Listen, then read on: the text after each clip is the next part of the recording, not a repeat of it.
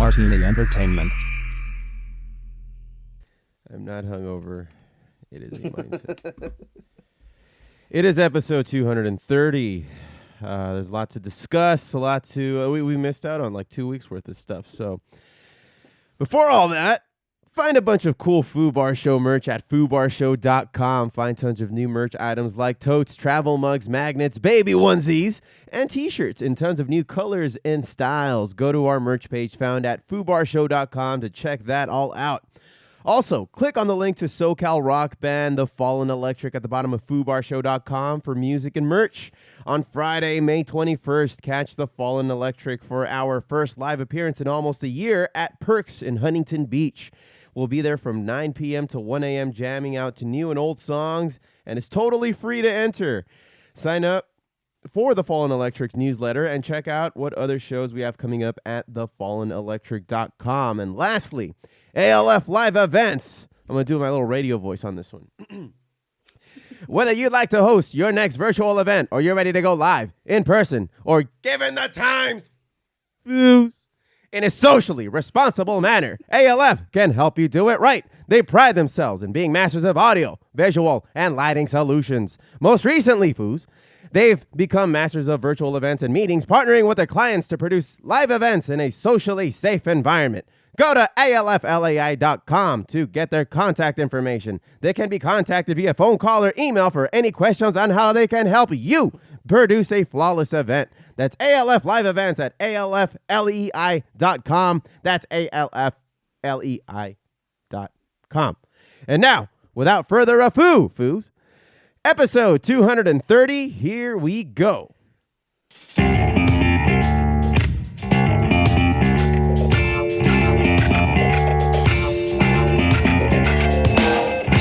From Filthy Martini Studios in Ontario, California, it's the Foo Bar Show! Hey, what is up, everyone? I am Joe C. Thank y'all very much for listening to the Foo Bar Show. Thanks for hitting subscribe, and remember to rate, review, and tell your friends like a champ.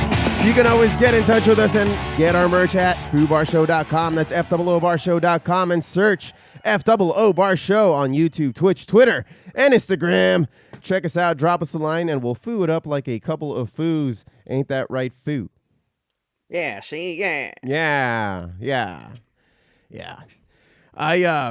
What's up, Josh? What's up, man? Just nice, you and me nice today. 2-week break we had. Well, 1.5, maybe, because, I mean, last week it was a new episode. It was just a lazy one where I inserted The Fallen Electric, playing live here in Filthy Martini Studios. Live. Shut up.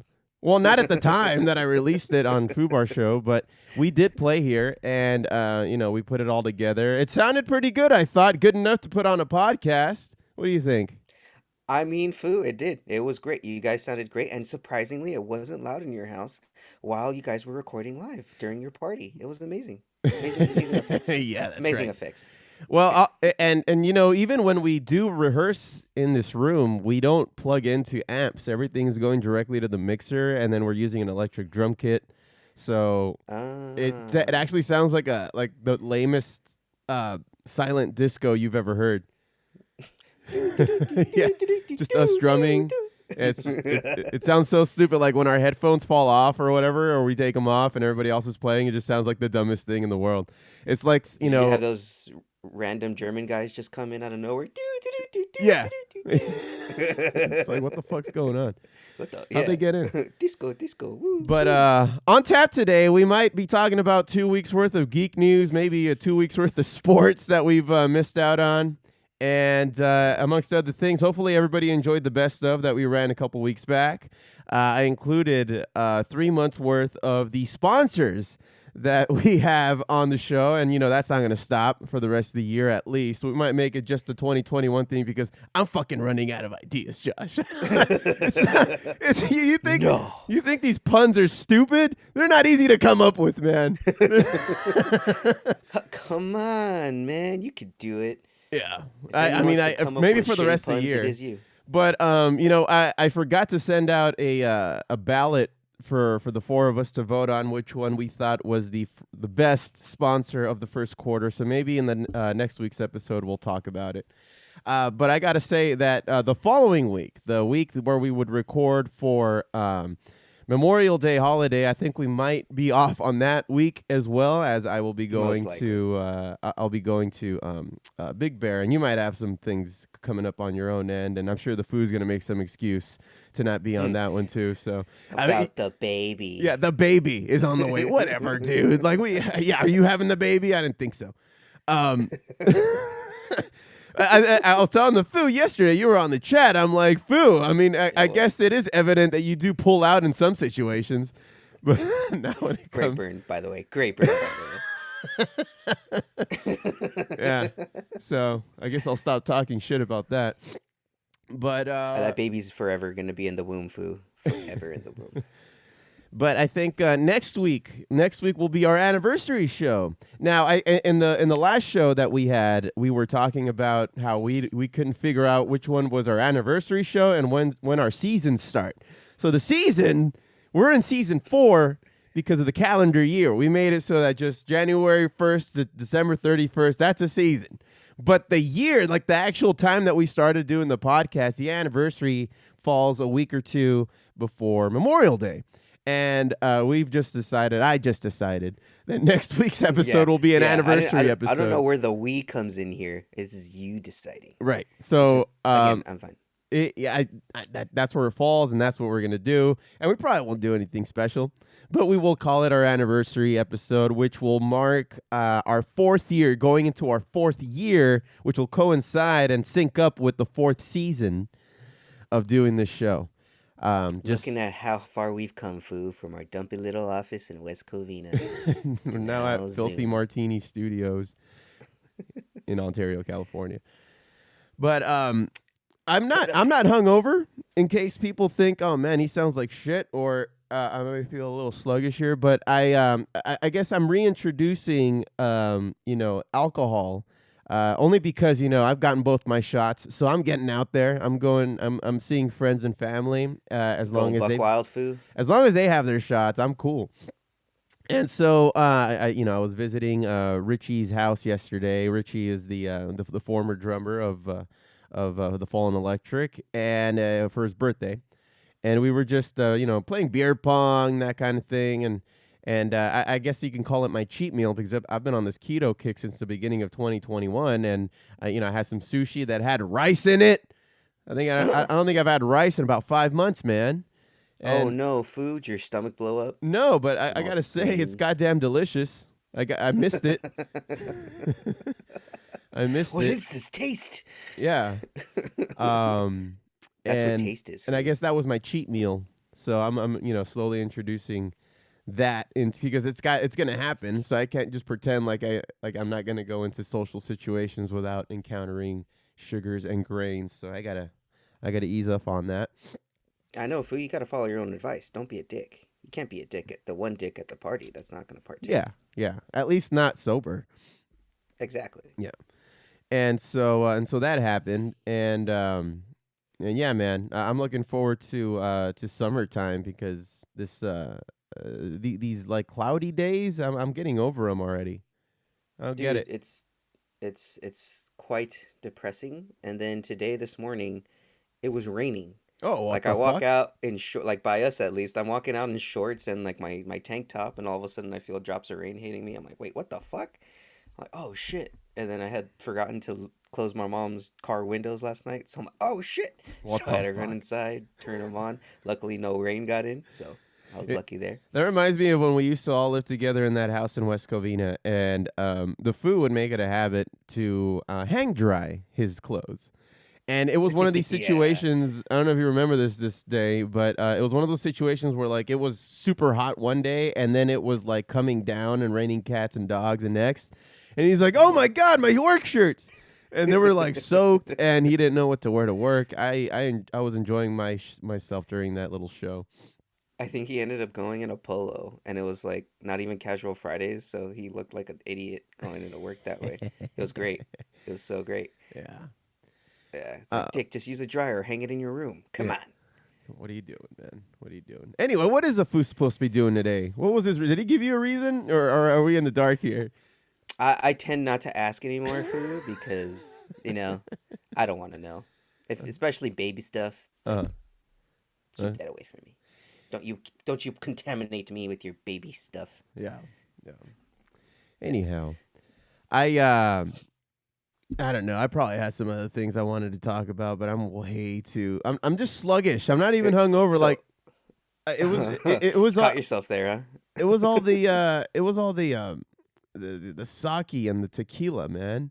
That's what got me. I mean, Foo, we didn't talk about, we had a party last week for your dear old wife at Hmm. your pad that you got splendidly drunk for, by the way. We started playing Yeah. the Game of Thrones Catan. Which is what? Okay. All right. So this is what I wanted to talk Yes. about. Half the Yes. experience is relearning the fucking rules of these games, and I was done. Not only was I already like crossfaded, like to the max, to the fucking max, but you guys were like bickering and going back and forth about what the rules should be, and that No, took no, no, no, about an no. hour.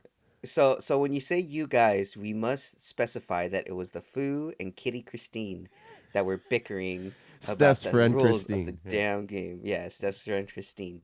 That they were constantly bickering throughout the whole game. The Foo was pissed that Christine wanted to, when the robber lands on your square, it goes to both players instead of one. I didn't care. The Foo just like, no, no, now we're just making up rules. Now we're just making up rules. You're just cheating. It's like, oh, So great. at a certain point, it just didn't feel like we were playing a board game anymore. I was It just. didn't. Honestly, That's it why I was went just to the the sake couch. that I'm was like, great. just roll for me and then move me around, and I'll make some And that was the decisions here. best. That was the best part of the night, Foo, because you were just passed out on the couch, holding your cards as if you were still playing the game. Hmm. You still had them fanned out in your Yeah, hand. like a weekend at Bernie's situation. Yeah, exactly. And then as soon as we ended the game, you woke up. Did I win? Did I win? I won, right? I totally won. I And we're just totally like, yes, won. It was totally you me won. who won. You won. You won. That game was just so much more complicated than the other Catan. And we played some complicated ass Catan games, like with the Well, and Seafarers I and think for Pirates. me, what made it more complicated was the fact that I never really watched Game of Thrones, so a lot of the terminology, I'm sure, came from the show, right? A few, yeah, but I mean there was only the only elements that came from the show was the wall and then those little wildling characters, the ones that are supposed to hop over it. And just adding that portion to the game alone was just enough to like, wait, what? Like it was confusing. You had to add people to the wall. It was fundamentally a Obviously, new thing for Catan to add. it Like that was. never existed before. It was almost like a completely separate game, just had some slight Catan elements into it, and Mhm. it was annoying.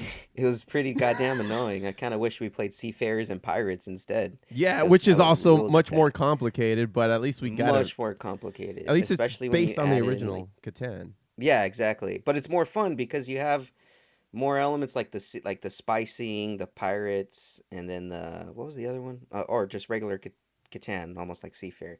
But yeah, it was goddamn annoying, but it was fun. I mean, the food busted out that gigantic cup of or bottle of sake that we all finished in that night. Yeah, dude, that's That what got me. That's what yeah, got me at the end of the night. Like I was already, I was drunk off of the whiskey that I was sipping on throughout the day as I was and stationed then at you the had barbecue grill. and then you had like edibles and a couple of dabs, right? I remember I made you take a dab right before we started playing. Yeah, yeah, dude. Like I was loaded. I was what I like You're to set up call for these failure, days. food. I was overserved, and No, no, no, no, no, no. There's no such thing as overserved food. but You um, just but goddamn that Catan game. I'm willing to give it another shot now that you guys have a better understanding. I'll still continue to learn the rules of it, but it looks like you guys have a handle on it now, and won't take so long to start. I'm not the kind of guy who likes to spend time reading the rules. It's just like let's just start, and if we need to pull up like a YouTube clip or something, then so be it. But God damn you guys, God damn you guys. You guys took so long to even well, start the fucking game. that's because the food took an hour to read the rules like a book. Like he was just stationed on the couch reading it as if it was like some magazine or newspaper article. Like he had to really understand the rules. It's like, dude, I was cool just starting the game and then give me the rule book and I'll read while we're playing. Like that's fine. That's usually like you. That's usually the way I like to do it. Let's just Yeah. start and then we'll figure it out as we go. at least have one trial run. The first game we'll just say, hey, it's a trial run, fuck it. Right. We all fucked up anyway. The next game we'll get it right. No, Mister fucking rule guy, Mister Foo, and then Kitty Christine had to be all sticklers about it. Yeah. I think we all have those friends. Everybody listening has a friend. Like, I mean, if you haven't tried playing Catan, go for it. It's very entertaining once you actually start getting the hang of it. But It'll one, either build friendships or ruin it. yeah. So you know who your real friends are when you play Settlers of Catan. So anyway, you want to just get on with the rest of the show here, man? Yeah, Foo, let's get on with it. Come on. All right. Well, everybody stick around for Geeking Out coming up next. Okay, nerds, let's go.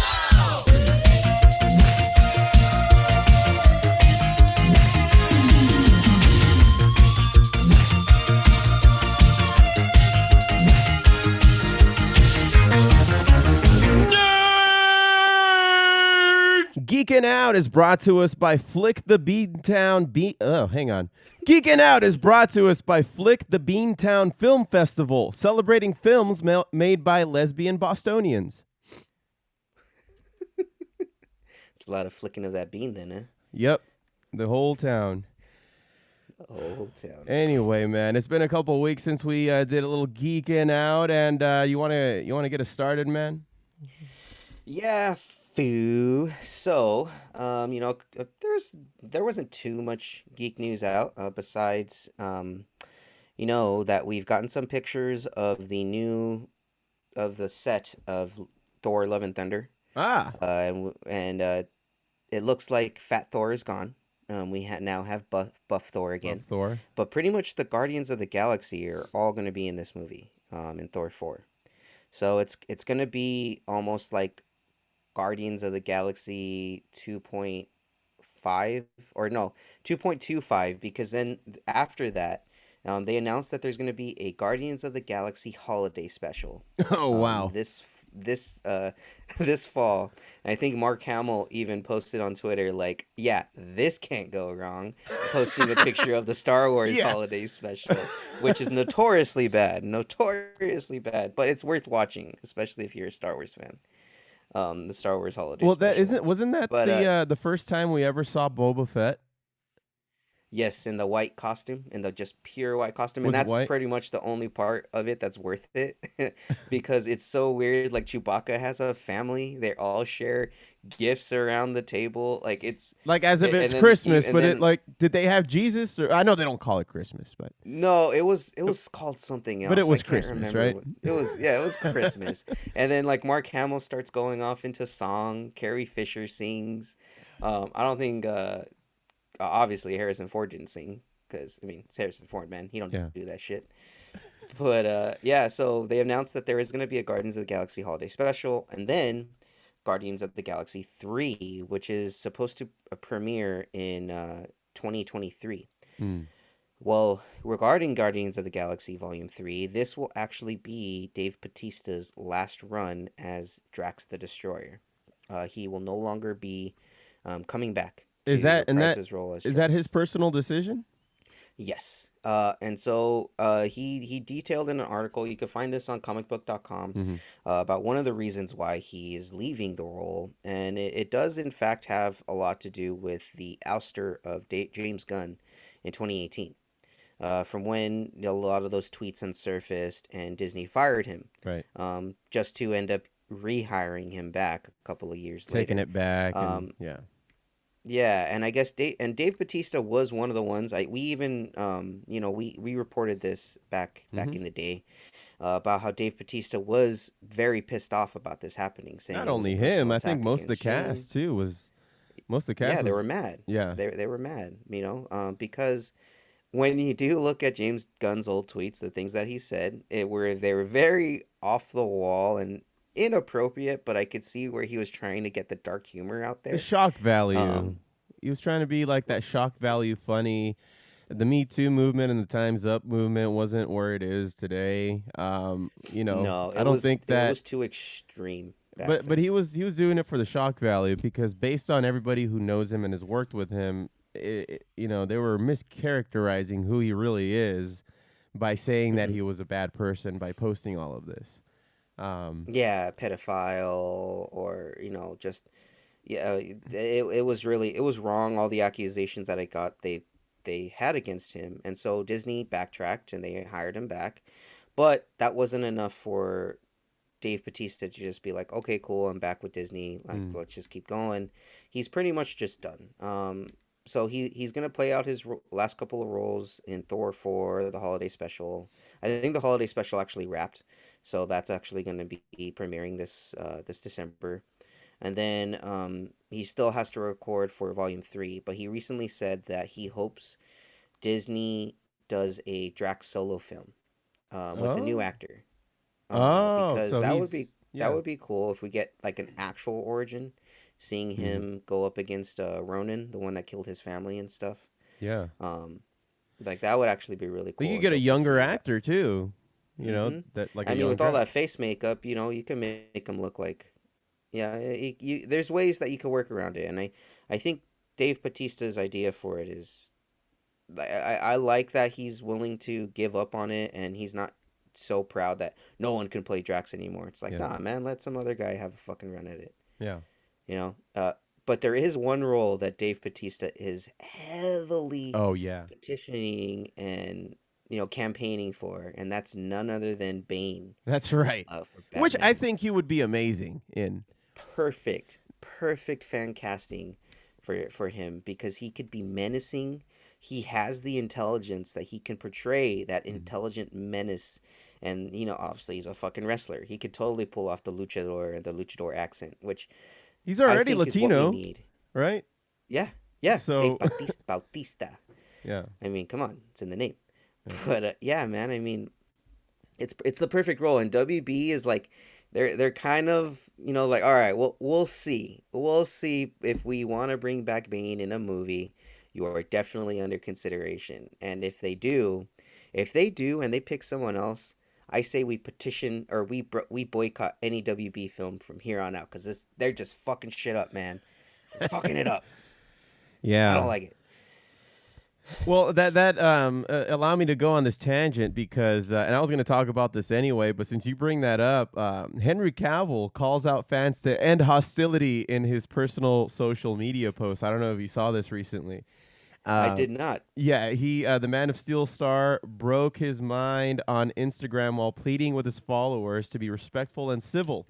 Because over the last 2 years, there's been a lot of discussion about his place in the DC comic universe. You don't know if they're going to bring him back as Superman, which is ridiculous considering he's probably the most perfect Superman we've ever seen. He's not the Yeah. quintessential Superman like Reeves was, but these days for this generation, if you think Superman, you think of Henry Cavill's face, do you not? Yeah, oh, you definitely, dude. He fits the role. Like, Mhm. he is molded perfectly for this role. He just hasn't been given enough to work with. Like, they had, like, Man of Steel.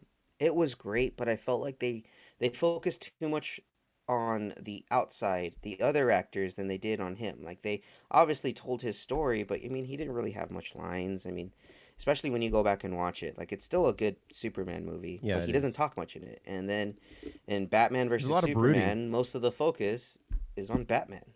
Like, so Yeah. every movie he's been in so far, he hasn't been the main focus of. And I've heard that they are bringing him back. That he's not out as Superman at all. That J.J. Abrams, who's taken over the DC entertainment universe, he is he's definitely has plans for Henry Cavill to come back as Superman. There are also like confirmation that there's gonna be a black Superman now. Mm-hmm. Um, and that is canon, because in the comics, Earth 2 comics, during the whole New 52 phase of like the comic book of DC Comics, there was Earth 2 where they had a black Superman. And in that universe, his name was Val Zod. He was the son of Zod. Zod, Mm-hmm. and that landed similar fashion on Earth. But in this one, there is still another Superman, but he's being controlled by Darkseid, Oh, and is it and Kal and El? it's the Yeah, it's Kal-El. Oh, It's Kal-El, and he's being destroyed by being because in this. So backtracking a little bit, in yeah. this Earth 2, Steppenwolf does eventually take over the world of Earth. He kills Batman, he kills Wonder Woman, and they capture Superman. Hmm. And when they capture him, he comes back as a soldier of Darkseid, and him and Val-Zod like just fucking go at it and wail. It's like one of the best comic book fight scenes, and it's kind of it's really sad because they don't continue that Earth 2 storyline for long. It's done now, but Oh. I really am excited to see what they do as far as a movie Hmm. with that Black Superman, because if they do like that Earth 2 style, then we'll get a younger Jay Garrick, because that's what's in that Earth 2. Like we have a younger Jay Garrick Flash. We have the Alan Scott Green Lantern, which is the first openly gay Green Lantern. Hmm. He's in that one, and then a couple other. I gotta go back and read it, but there's a couple of other notable superheroes. That's it. Thomas Wayne is the Batman in this, so there is a Batman, but it's Thomas Wayne. So And they it's did that like for the one from Flashback. Flashpoint. Flashpoint, I mean, right? They did, yeah. So it's another take. It's a different take, but again, if for those of you can go back and read it, yeah, I'm sure you can find it on like that DC Universe app Hmm. that has all those comics. You could find it on there. But yeah, sorry to tangent off your tangent, food, but yeah, I can see why It's Henry important. Cavill wants everyone to chill the fuck out, Yeah, and I'll tell because you what he said on his Instagram. So he says, "Dear fans and followers, I wanted to make a wee community announcement. I couldn't help but notice that there has been some social animosity as of late. It's becoming increasingly prevalent on my feed. There's been lots of, let's call it speculation for now, about my private life and professional partnerships. Now, while I do appreciate the passion and support by those very people who are speculating, it has come to such a point that I needed to say something, which in itself is a bad thing. We are living in an age of social enlightenment. More and more people are realizing that their views may have been blinkered, and that they need to expand them to encompass others. So, to you out there who are expressing your disdain and showing your displeasure through a surprising variety of ways, it's time to stop. I know it can be fun to speculate, to gossip, and to dive into our own personal echo chambers on the internet, but your passion is misplaced and it causes harm to people I care about most. Even your most conservative or negative assumptions about both my personal and professional life just aren't true. Let's embrace this age of social enlightenment together and move forward with positivity. I'm very happy in love and in life. I'd be enormously grateful if you were happy with me. If you can't bring yourself to be happy with me, then at the very least, try to do yourself proud and be the best version of yourself. It's a very Superman way of telling everybody to chill the fuck out. I thought. I mean, Foo, if that doesn't tell you he's Superman material, then I don't know what does. Yeah. I mean, he pretty much Superman's telling y'all to shut the fuck up and calm down. Mm-hmm. Just chill out, guys. Yeah. Chill the fuck out. Um. And as the Foo Bar show, I say no. No, just kidding. We wouldn't have a show. We didn't stand. If I want to be indignant and unreasonable, then so be it. That is my American right. That's right. No, I mean, yeah, everybody, at least in the negative sense, everybody should chill the fuck out, because just like I've always said that the worst fans are those Star Wars fans who just can't get a handle of how that universe is changing and evolving before our eyes on a day to day. But some people just can't handle it. I think that makes for a really bad kind of situation where you have a bunch of just angry nerds. And it's funny because I have at one point been a part of that extreme fandom where you just hate the prequels so much, like with a vehement passion. But then you have these new sequels, and then you go back and look at the prequels, like, They weren't that bad. They weren't that bad. I could watch them again. Yeah. I like them. And then you kind of just then the sequels go into that aspect, and then you're just in a vicious cycle of it all starting all over again. And I think we, as Star Wars fans, we need to stop it. Just appreciate the material and move on. It's just it's just science fiction, guys. It's movies. we don't need to invest our lives and so much effort and emotion into how they're made. Just take it for what it is and move along, sir. Yeah. But WB on the other hand, they're doing fuck everybody a disservice. They can burn right in hell, right? Yeah, of course. Yeah, Right. of course. Okay. I mean, it goes without I'm saying. glad we agree. But yeah. What were you saying? Yeah, well, Foos. I mean, yeah, WB. They need to get their heads out of their asses, and because there are also rumors that they are actively trying to undercut the Snyderverse, and they're trying to just stop any positivity that's towards it. Like they didn't review or reveal any of their actual like profits or what came out of releasing the Snyder Cut. Like they're just like, hey, it's released. That's good enough. We're not telling you guys shit. We're not going to tell you it was a success, Yeah. even though it was. We're not saying any of that because we want to move on. We do not want to revive it. And it's just like, bro, come on. Like, just give the guy his credit. He fucking had a great goddamn movie, even though it was 6 hours long or however the fuck It long was it a was. great opera. Like it was, but it was a good movie. And the fact that they are still not willing to acknowledge that they were meddling is just still infuriating, and that's why we still have this fervor of restore the Zack Snyderverse, because he's like every day he's releasing and revealing extra things that he had in store. Right. For instance, I don't know if you saw, he recently posted a picture of what the Jon Stewart Green Lantern suit was going to be, Yeah, he and was showing fans it. were pissed. He was showing it to like a small group of people, and they're like, "Whoa!" They were like, Yeah, and Oh, then God, fans got a hold of that footage and just blew up like, "What the fuck, WB? We could have had a Green Lantern like a in this legit movie." one. Yeah, and I mean, WB's trying to make up for it by having making Guy Gardner the main Green Lantern in the Green Lantern Corps movie that's supposed to come out. Mm-hmm. I think that's the wrong choice, but we'll see. Right. Because Guy Gardner's kind of a brash dick, and he's one of the most hated Green Lanterns in the comic book world. So yeah, I mean, hey, yeah, but hey, that's just my opinion. It's Right. just my opinion and opinion of many others, in fact. But hey, you know what? Yeah, Who am just I? several other million What do I guys know? out there. Yeah. Yeah, foo. But yeah, foo. I think that's enough WB bashing. Let's move on to some other news that came out this past week. Um, the Venom 2 trailer released. Let There Be Yes. Carnage. With Carnage. Yes. Yeah, man. And so what did you think? I want to hear your thoughts, and then I'll give you my my negative or positive opinions on this. Well, and you're probably gonna have way more to say about this than I. But the only really thing I know about Venom and Carnage are whatever happened in the Saturday morning cartoons when I was a kid, in the Spider-Man cartoon.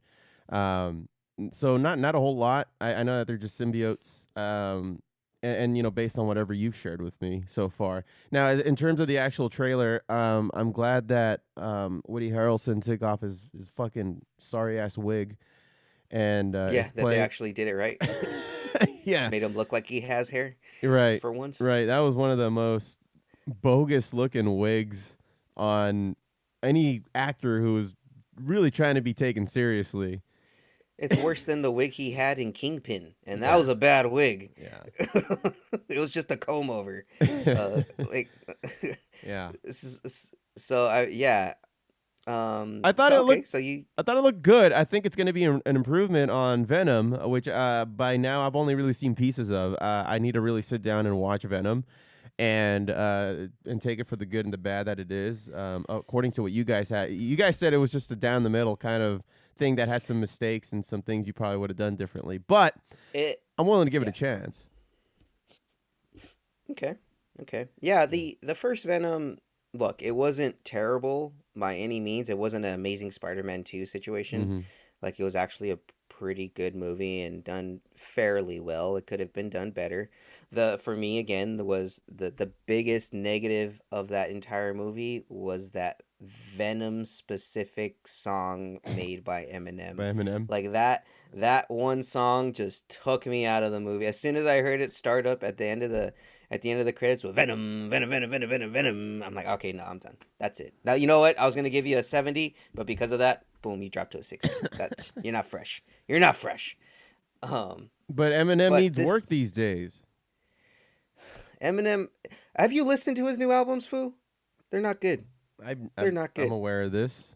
He should have just been a producer. Just stayed a producer, man. Done some guest spots on some songs. But hey, guy's got to make some bread. He's seen But better I days. digress. He's seen better days. For sure. Yeah, he has seen better days. You know what? It's all because he stopped doing drugs, man. Jesus. Such a shame. But anyways, Wow. back to Venom 2. Back to Venom 2. Okay. Yeah, man, it actually looks pretty good. I'm actually excited because there's a lot of other Easter eggs in the film. There's the Daily Bugle Easter egg of the guy that was reading the Daily Bugle newspaper, and inside of it, when he opens it and crumbles it, people have taken screenshots. You see that there's a headline that says, "The Avengers lose to Nightmare." Who the fuck is And Nightmare? Nightmare is a Doctor Strange character. He is supposed to be like pretty much in the nightmare realm. He controls everything. So people that are sleeping, he's like the bad Sandman essentially. So Okay. he can bring people in, and once he takes your soul, that's it. Like you're stuck in that nightmare realm, and he brings all like these weird nightmare monsters. He's pretty crazy, and I think a lot of people were speculating that he may be the main villain in the Doctor Strange 2 movie, which would be dope because this would be a direct reference to that movie since it's the multiverse of madness. Um, Ah. and yeah, you got to remember that the multiverse of madness they're going to take from all of these movies because this particular movie, though it's not set in the Marvel universe, Mhm. it is set in the Sam Raimi universe. Okay. So, but like a different take from what people are saying. Like they're supposed to they're pretty much saying that this movie is supposed to be continuation after Spider-Man 2. They want everyone to forget about Spider-Man 3, which I'm okay with. I'm I'm all okay with that for too, forgetting yeah. about that movie. We do not need to see Nobody needed it. Topher Grace as Venom anymore. That's gone. We got Tom Hardy. We're fine, guys. We're Yeah, fine. they couldn't get a bulkier looking guy to be Venom. That was so. And then when he had the suit in Spider-Man, remember when he took off like the Venom head and it just had like the veins going up, and you could tell it was just a puffed up like padded suit that he had underneath as Yeah. Venom. It's just like, Yeah. come on, guys, like no effort. I mean, But I can enjoy a good padded suit. I mean, look at Shazam. That was a nice movie. How about Homelander on The Boys? That's one of the better padded suits I've ever seen. see, it's okay if it's padded, but it doesn't look obviously padded. Right. Right. Like it's a. It helps that we you don't gotta see be subtle. Homelander outside of his suit too, in The Boys. That is true. He's just always in his Homelander getup. Whoa, you just shattered the glass for me there, Foo. Yeah. Dang. Anyway, record screeched. What? Never takes off his suit. Well, Yeah, he probably man, but this does tr- to pee and stuff, but it's always on him. I mean, Foo, he did take off his pants to jack off at the end of that season 2. Ah, Don't forget there you that, go. man. That's right. Yeah. Jack yeah, off remember into the that. night. Remember that? Yeah. that great scene at the end of season 2. Yeah. Oh god, that show is so awesome. But not because of that though. It's not awesome because of that. Sure. Oh, Sure. okay, let's Whatever get you away- say, let's man. get away from me. Venom 2. The trailer actually looks pretty great. We finally got to see a glimpse of Carnage himself. Mm-hmm. It looks insane. So a little backstory on who Carnage is. Carnage is essentially a child of Venom. It's a piece of Venom that broke off, and when it connected with Cletus Cassidy, it pretty much took on the psychopath aspects, the psychotic aspects of Cletus, Mm-hmm. and just expanded on him. So it still had some of Venom's consciousness, and then all of a sudden, because it took on Cletus Cassidy's psychosis, it became unhinged, and it's one of the most fiercest like symbiotes in all of Marvel's like canon. Right. And him and Venom, like they have like a love-hate relationship. They do clash. fight on Yeah. occasion, but then there are times when they do team up, especially when the other symbiotes come into effect. Mm-hmm. And there's a lot of other Easter eggs in there too. The Ravencroft Institute, which is like the Marvel Universe's Arkham. That's where they send all of their criminally insane individuals. Mm-hmm. So, and they're also saying that there may be more than one symbiote in this movie. Oh. We may start to see the others, which are a little bit more crazy. I'm not sure which ones exactly, Mhm. but we'll leave that up It would be to wise when to the start movie. introducing that aspect of the Spider-Verse, the other Definitely. symbiotes. Like, let's just come on, let's do it. I mean, Sony, you got X amount of opportunities to try to hit it out of the park, um, and by the way, tangent on that. There is speculation going out there that this Disney and Sony relationship may end up benefiting each other for different reasons. So, what somebody said, and I don't think this is ever going to happen, but this is one way that they can coexist. We've introduced a multiverse, so and we know that this next Spider-Man movie will have multiple Spider-Men. Even though Andrew Garfield has recently said, "I have nothing to do with this new project," people think he's lying because of the way he said it. Because all he said was, "I never got a phone call." That's literally all he said, and even the interviewer was just like, "You're not answering my question. Like, you're not saying you're not in it. You're just saying I never got a phone call." But we all think that he's gonna be in it, even though there's been kind of reports for the last how many months about him. Fucking not Topher Grace. What the fuck? Tobey Seabiscuit. Maguire. Tobey Maguire. Being Seabiscuit. That's how I call him Seabiscuit. Cider House Rules, man. Yeah, you know how they're all going to be in the new Spider-Man movie and that kind of thing. And we figured that perhaps, or at least this group of people is figuring that one way that they can coexist and still maintain a multiverse, and Sony can have his Spider-Man and Disney can have their Spider-Man, is by introducing the different Spider-Man. That the Venom and Carnage universe belongs to your Tobey Maguires or your Andrew Garfields, and the MCU universe can keep the Spider-Man that we've had now, the Tom Holland. And we can have different Spider-Men in your Sonyverse, and which will be its own kind of universe, I guess, and the MCU. What do you think about that? I don't think they'll do it, but that's one way to get around it, don't you think? Definitely, and I think it is actually possible because I've been hearing that the relationship between Sony and Disney is harmonious right now. Like that, the fact that everything's working out okay, especially with having Spider-Man in the Marvel universe. They finally allowed Disney to have the Spider-Man movies on Disney Plus, so those are going to be on Disney Plus now. Um, it's they're starting to finally realize, like, look, this relationship that we have, it's beneficial for both of us. Like, there's a lot of money to be made. Like, Mm-hmm. Spider-Man is one of the top three superheroes in the world. Yeah. Like, and people don't realize that. Like, Batman, Superman, and Spider-Man. Like, Spider-Man's number two, I think, or even number one. Like, the kid, like he's great for the kids. He's great for adults that grew up with him, because he spans so many generations, and he's a kid that you kind of sympathize with. And he's He's a nerd. That's pardon the pun, multi-dimensional in his character, because correct. you in the comic books and in the all the cartoons that we've seen him grow up. It's kind of a coming of age character, so kids can enjoy that.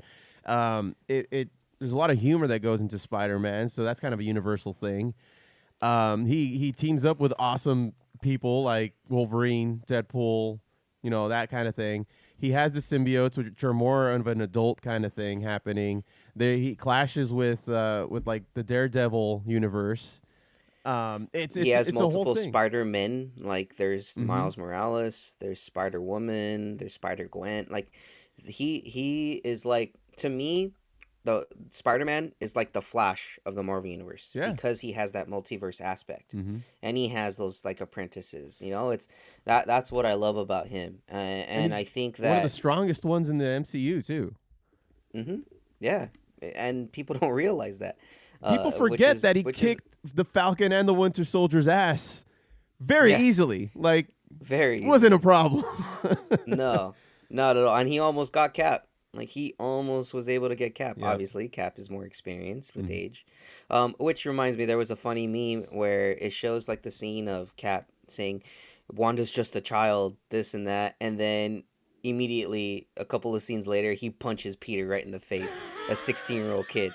So it's like, wait a minute, Cap, you're kind of sending mixed signals here. Well, I I don't know think if you've seen all those memes. It's great. yeah, I've seen a lot of them, and well, I think it's easier to punch some dude in the face when he's wearing a mask. Yeah, Kind of that's like in the true. old Adam West Batman, the Batman 66. You have all these old men easily punching out Robin. Like it's not a problem. He's a boy. He's not even a man yet. The man like come on, Dick It's in the Grayson's like name. 16. Yeah, he's a boy wonder.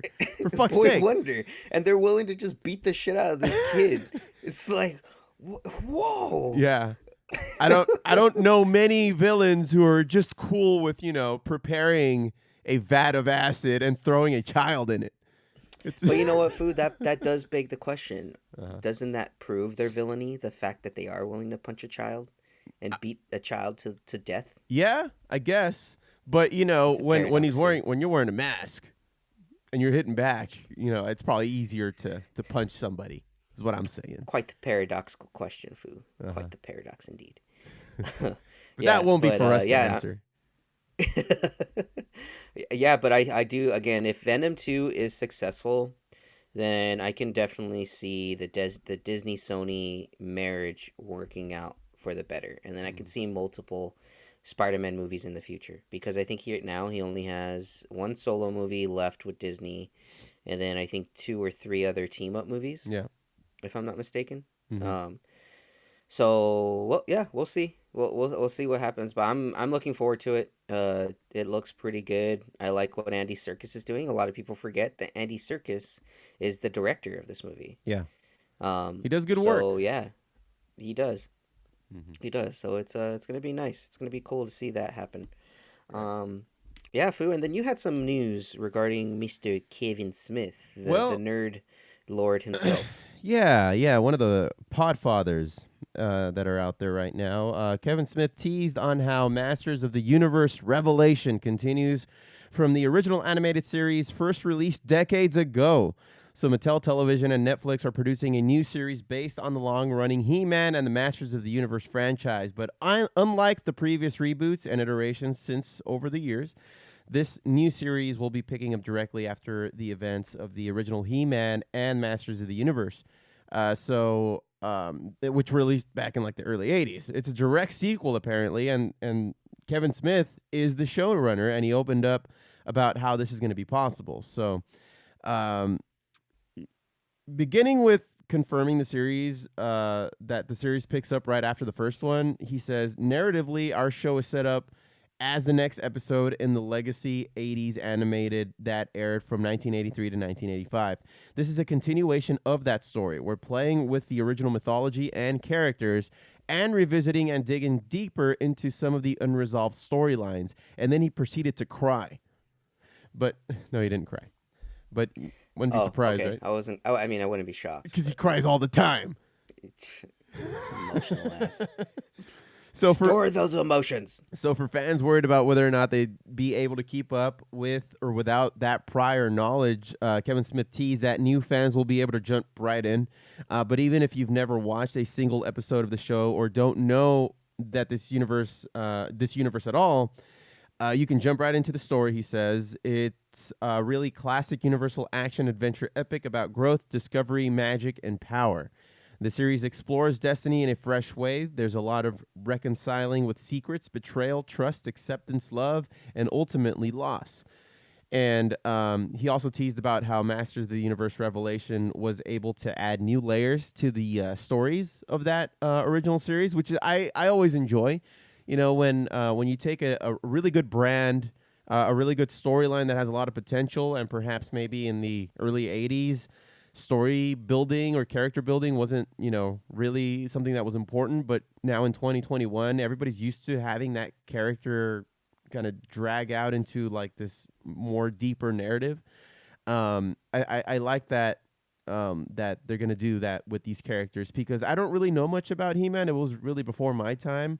I grew up with more like your Ninja Turtles. It was kind of that next generation, Ninja Turtles, Power Rangers, that kind of thing. Which was like the immediate next generation of Saturday morning cartoons that were related somehow to Mattel. I don't know if you saw, probably the most that I know about He-Man is, I don't know if you checked out that docuseries, I believe on Netflix, Josh, called the Toys That Made Us. Have you seen it? Oh no, I haven't. No, I haven't. It's really good. And one of the episodes talks about specifically He-Man and how that was huge, more because it was a toy before it was a TV show. So it was one of those things where it really worked, or at least they got the best writers to work on this. It was right place, right time kind of situation. Because back in the 80s, you had your G.I. Joes that were huge. There was at least one G.I. Joe doll in every kid's house. If I remember from being a kid in the early 90s, all my older cousins who were at least a decade older than me would, go in through they'd rummage through their closets and they'd pull out like old G.I. Joes and let me play with them. So I know that was like the immediate generation before mine. And the most that I know about He-Man and G.I. Joes is from what I learned in this docuseries on Netflix, which I really recommend. But one of the things that they talk about is how it was very campy, but it worked. Especially the Skeletor situations. Skeletor is really the bad guy in the entire series, but it was also kind of like a comic relief. Because whenever he failed or whenever his plans were foiled, there was always something funny about how he reacted to it, and it was really campy in that way. That's where the I don't know if you've ever heard the clip. Darn you, He-Man! Like that's where it came from, and it's just to the voice. I mean, because you have this weenie sounding voice on this big muscular skull like monster guy. It's like, wait, what? Yeah, like. Yeah, and that was part of the appeal back then. So it was, and so you can't imagine with the campiness that they were throwing at your Saturday morning cartoons with that they weren't going to develop any characters to their true form as they're trying to do that with this run. So I think it's going to be a good thing. No, definitely. I am always all for bringing back the older cartoons and doing them in newer style, and not necessarily like rebooting them like they did with that Thundercats one they did a couple years ago. That one wasn't that great. Which, by the way, successful. They're talking about doing a live action Thundercats, which is going to be interesting. I did hear about that. Yeah. So that one I'm a little on the fence about, but we'll see. We'll see. Hope it's not like Cats. They just came out. They're just going to repurpose some of that CGI. It's going to be awful. James Gordon. Yeah.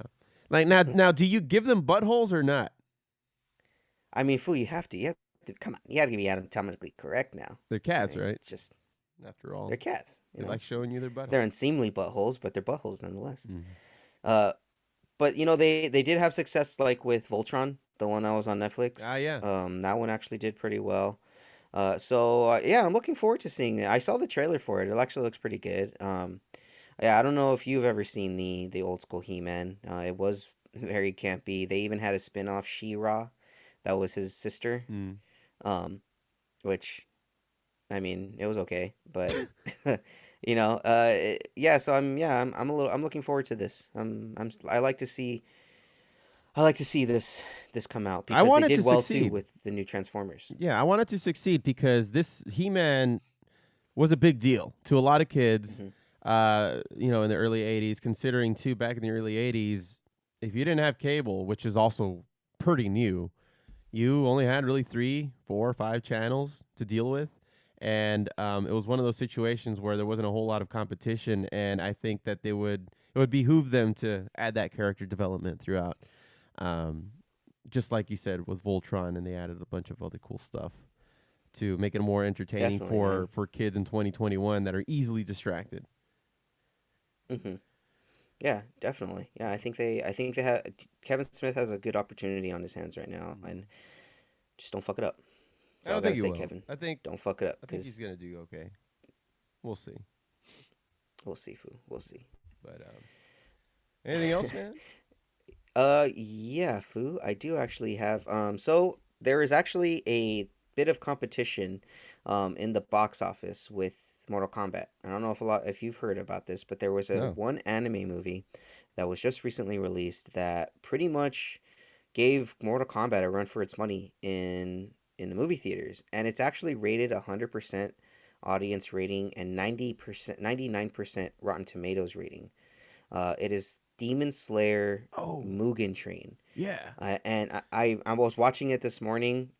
Amazing movie. It was just like the anime, but they just compacted like an entire arc into just one movie. So is it a Uh, retelling of the series in a movie?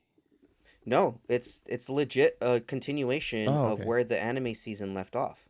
So this movie is actually taking place in between season 1, the ending of season 1, where we see the kids jumping on the train, Okay. and then the beginning of season 2, which is going to begin in October of later this year. So if you and in the actual manga, the Mugen Train, this is pretty much what's happening in between season 1 and 2. So this is canon to what's going on in the manga. They just decided to just make a movie out of it because it's a long one. Um, That's it, cool. it's it's so good. It's really good. I'm probably gonna watch it again after I finish it after this pod. But I highly recommend, if you guys haven't gone out to go see it, definitely a movie to see in the movie theater. And then when it comes out on DVD, get it, man, or on Blu-ray, get it. It's a good movie, Yeah. and I love anime movies that can have that full cinematic quality to it that you can see in theaters and just be amazed by it. Like with Broly. Remember how you watched Broly Yeah. and the fight scenes in that were just fucking off the wall. They were Like, screaming the whole time. Like I'm sure my neighbors thought somebody was getting tortured in my fucking house just by watching. Oh my god, dude, the screaming is insane. yeah, like these guys watching Saw. Who's dying in there? For like an hour and a half. It's like somebody's either like getting tortured or somebody needs to have some vegetables. Yeah, more fiber in your diet. Yeah, dude. Yeah, man. Yeah. So Mugen Train, Demon Slayer. It's great. And if you haven't seen the series, it is available on Netflix. Mhm. So you can see the full season in English or Japanese. Either or is actually really good. The voice actors for both are amazing. I do recommend Japanese though for your first time viewing because you get that feel. Like it's just something about the It's Japanese the voice tone. actors that The the inflection tone, and like tone really adds to the acting, and then you can know what's going on by reading the subtitles. But I think the way that they talk I'm not saying it's tone based like Mandarin is, where if you say a certain word in a different tone, it just means a different word. it's Um, inflection but it's the based. inflection Because it adds a lot. yeah, it does. Yeah. Definitely does. And yeah, if you guys are watching anime, you should definitely be watching it in sub. I mean, there's nothing wrong with watching it in English, but the sub is where you get the full feel and the full effect of what they were really trying to portray when they were making this anime. So, yeah, definitely recommend it. Yeah. Nice, dude. Nice. Well, and I have to start watching Demon Slayer. I came into like the middle of the season because Steph was in the middle of watching it. She just decided I'm not waiting. Okay. And so I need to just catch up and see what the hubbub is all about. But everything I've seen so far, the fight scenes have been pretty legit. That blonde kid's annoying as fuck. I can't stand him. Yeah, honestly, he is kind of annoying. He does have a comic relief about him. Yeah. The one I like the most is Inosuke, the guy with the boar's head. Yeah, yeah, That's just an idiot, but he's funny as hell. yeah. So he's definitely one of my one of my favorite comic relief characters, and that's pretty much what their effect is. They're supposed to be complete opposites of Tanjiro, who's supposed to be very, just and chivalrous and stuff Right. like that. So yeah, it's Fu. You got to watch it from the beginning. You'll definitely love it. It's dark as fuck, so it's your perfect type of anime. Right. I know how much you love dark anime, Yes. so it's just the good quality of darkness for you. So definitely recommend it. And one last thing, since we're still on the anime track, Uh-huh. they did announce that there is going to be a Dragon Ball Super movie again next year. Like They're a going to be releasing the continuation? next Dragon Ball Super. Is it like are they gonna pick up where they left off? So the last movie in Broly. So what they're saying, there's speculation that they're gonna bring another character that was formerly uncanon from the original movies and bring them back and make them canon. So right now speculation is that it's gonna be a Cooler movie. Hmm. So Cooler, for those of you that are unfamiliar, is the older brother of Frieza. Go I get figure, it. right? Jesus. Cooler, and Frieza. God damn it. But And their yeah, dad it would actually Igloo. be really good if they did because right now in the manga they're kind of building towards that. So that would be pretty cool if they can bring him canon, because he's supposed to be like super strong, like insanely stronger than Frieza. Like he was supposed to have reached his peak or his full potential like at an early age, and Frieza was like his little runt of a brother. So if you're not familiar with the character of Cooler, I definitely recommend you guys go back and watch Dragon Ball Z Cooler's Revenge. That'll kind of give you a nice little intro into who he is, and um, maybe that'll be the movie. But honestly, I'm excited to see them do it again, because they said that they weren't gonna come out with the anime for a while. Yeah. That it was only gonna be purely movies for the next couple of the next couple of like stories that they're gonna tell. So yeah, I mean, I was Dang, excited. The Foo. Foo was excited. Josie's meh. I'm sure it'll be nice. I'm sure it'll be. I'll be pleasantly surprised, like I was with Broly. Yeah, man. If they do the same type of cinematic quality that they did with Broly, I think Yeah. we're fine. As long as Akira Toriyama is involved or has some type of creative input, we're fine. Mm-hmm. It's only when he leaves, it's only when he doesn't become input is where we get shit like fucking GT. If any of you have ever seen the Dragon Ball GT series, it's just awful. Like the first arc is just god awful as a Dragon Ball fan. What's it about? I was just so upset. They make Goku a kid again, Foo. They make him a fucking 9-year-old kid like the first fucking episode of that goddamn series, and it's weird because they try to make up for it in a later arc by when he turns Super Saiyan 4, he's an adult again. It's like, what? And then he turns back into a kid when he's normal. So it's like a it's just Shazam kind weird. of situation. Like, yeah, that's exactly what they do. They make him like a Shazam. So it's weird. It doesn't match with what the original series was. So that's why GT has a love-hate relationship amongst Dragon Ball fans. So especially a hate relationship with me. Fuck GT. Anyway. Yeah, fuck them. Fuck 'em. So yeah, Foo. I'll have more news and more details as we get more confirmation from that movie, Foo. All right. So man. I think that's Gonna enough for do it Geeking Out. for the Geeking Out. Everybody stick around for the joint report. Nerd! Are you on weed? Give me some. I'll smoke you two under the table.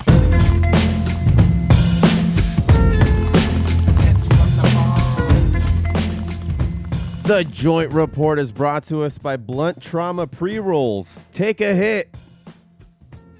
So, Josh, today I wanted to talk about a couple things that were happening within the last couple years. One in particular is some data that came out regarding the marijuana arrests and seizures that went up in 2020. So some data is in here. Let me read the article here. Data recently released by the U.S. Drug Enforcement Agency shows the federal law enforcement agents and their state and local partners seized more than 4.5 million marijuana plants in 2020. The figure that is up nearly 20% over 2019.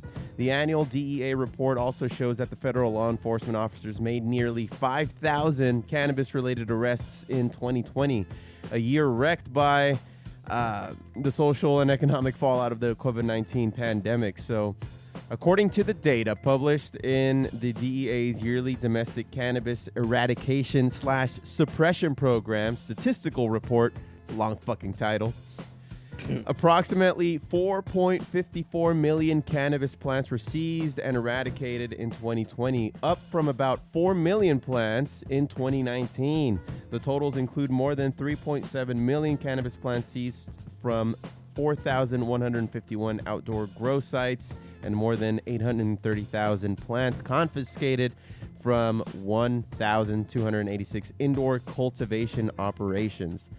One of the quotes that I got out of this article was that in 2020, the DEA continued its nationwide cannabis eradication efforts, providing resources to support the 127 state and local law enforcement agencies that actively participate in the program. This assistance allows the enhancement of already aggressive eradication enforcement activities throughout the nation. And this is just complete, disregard for the fact that another important statistic states that 7 out of 10 Americans think that this plant should be fucking legal. it's completely ignoring it. And to say that the Biden administration is doing worse off, that we're worse off, under this administration as opposed to the previous one, is misleading to say the most, because, we had the lame duck president in all of 2020. We were going through a lot in 2020 with this pandemic. And then the social unrest that was somehow, in some way, it is tied to the marijuana movement, because in some way, the marijuana prohibition came about because of racist efforts. So everything's a little tied up here. And in 2020, to see that number go up and to use the pandemic probably as an opportunity to seize these plants that, they will become legal likely in our lifetime, maybe not this decade, but in our lifetime, is fucking silly, man. And I think it's just them trying to keep their jobs in an era where there's a lot of uncertainty. What do you think? No, I fully agree, man. We've seen that the far right side, the right side, is definitely just trying any and all tactics to keep their jobs at the moment. That politicians right now are scrambling because we're in a stage in society where people are starting to become a lot more self-aware of social issues, of the drug issues, and things like that. Like, there's a lot of material out there for people to get knowledge. We're not just reliant on spoon-fed details by the media and stuff. Like, you could do your own fucking research. You don't have to just rely on these people. So sometimes in these cases, it's very helpful and very enlightening for most. And then you have your dangerous ones that are outside the main media, like your QAnons. Yeah. Which, by the way, if you haven't checked out that QAnon docuseries on HBO, it's a good watch.